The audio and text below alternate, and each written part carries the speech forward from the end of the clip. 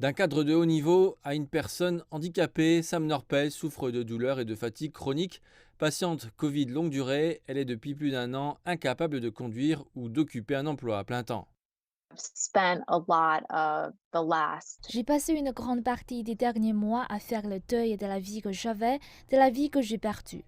Et maintenant que je suis en invalidité, ce n'est même pas seulement la vie que j'ai perdue d'un point de vue professionnel, c'est l'incertitude de savoir combien de temps nous pourrons joindre les deux bouts.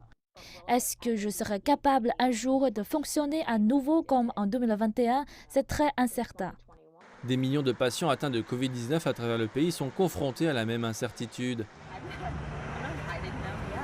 C'est pourquoi Jana Berendt a décidé de former le Survivor Corps qui mobilise les victimes de Covid longue durée qui n'ont toujours pas de traitement adapté à leur état de santé. You can sign up for a trial Vous today. pouvez vous inscrire à un essai dès aujourd'hui et rendre service à la science et utiliser votre expérience pour aider les autres à pousser l'étude scientifique aussi rapidement et efficacement que possible.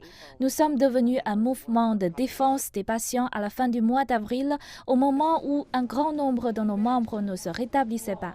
Beaucoup d'entre eux n'ont pas été crus par leurs propres médecins. Certains ont été mal diagnostiqués et beaucoup se sont suicidés. Mais les groupes de soutien comme Survivor Corps ont également aidé des millions de victimes à travers le pays à réaliser qu'elles n'étaient pas seules. Elles se sont tournées les unes vers les autres pour obtenir toutes sortes d'aides, y compris un soutien émotionnel et même des conseils médicaux. Mais beaucoup d'entre elles s'indignent du manque de sensibilisation à ce problème et de l'inaction du gouvernement. Dans l'espoir d'une reprise économique plus rapide, le président Biden a laissé entendre la semaine dernière que la pandémie de coronavirus était terminée. I thought it was J'ai pensé que c'était une déclaration stupide.